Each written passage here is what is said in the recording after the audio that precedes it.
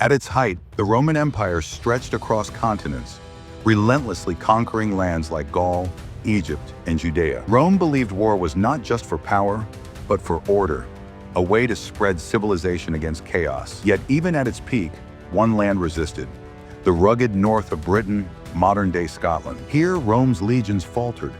For every conquest, Rome claimed not only territory, but a moral victory, each triumph reinforcing the empire's destiny, forged under leaders like Caesar and Octavian. In 43 AD, Rome turned its gaze to the misty island of Britain.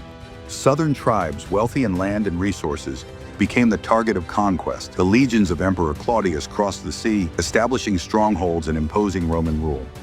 Roads, forts, and towns soon transformed the landscape, weaving Britain into the empire's vast network. Yet beyond the southern lands, fierce resistance remained. Rome's grip was strong, but never absolute. Beyond Hadrian's Wall lay Caledonia, a land of mist, mountains, and mystery. In 83 AD, Rome's legions marched north, seeking to bring these wild lands under imperial rule. But Caledonia was unlike any conquest before. The terrain was harsh: dense forests, stormy skies, and unforgiving marshes slowed the disciplined legions. Tribes of fierce warriors struck from the shadows, their guerrilla tactics breaking the rhythm of Rome's war machine. Even Rome's mighty forts and watchtowers stood vulnerable in the highlands. Night raids set Roman camps ablaze, reminding the empire that not all lands could be tamed. The cost of conquest grew heavy, outweighing the rewards of holding Caledonia. In time, the legions withdrew southward, raising walls to mark the limits of empire. Caledonia remained unconquered, a defiant frontier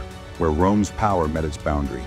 Beyond Hadrian's Wall stretched a land of shadows, Caledonia, fierce and untamed. Rome's legions marched north, but the highlands offered no easy victory. The land itself was an enemy. Dense forests, rain-soaked marshes, and jagged mountains slowed the advance. From the mist, warriors emerged, Caledonian tribes striking like ghosts, vanishing before Rome could respond. Their guerrilla tactics broke the discipline of the legions, turning order into confusion, strength into weakness. Even fortified camps burned in sudden night raids, torches against the storm, reminding Rome that walls could not tame the wild. The price of conquest grew too heavy. Rome withdrew, and Caledonia remained beyond the empire's grasp. In the far north of Britannia, Rome faced a land it could not tame: Caledonia, wild and unconquered.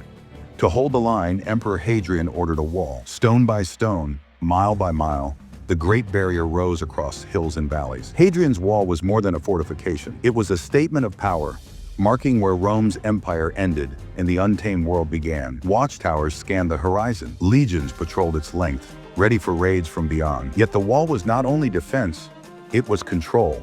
A checkpoint for trade, a frontier of taxation, a line where civilization met wilderness. But even walls could not conquer ambition. Beyond its stones, Caledonia remained free, a constant reminder of Rome's limits. After Hadrian's Wall marked the edge of empire, Rome's ambition did not rest. In 142 AD, Emperor Antoninus Pius ordered a new frontier.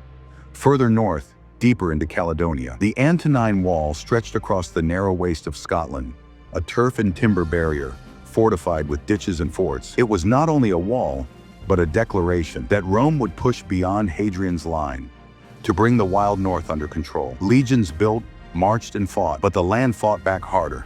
Tribes raided the forts, guerrilla warfare drained the soldiers, and supply lines stretched thin across the harsh highlands. The wall became a burden more than a shield. Within 2 decades, Rome abandoned it, falling back to Hadrian's Wall, the true lasting frontier of the empire.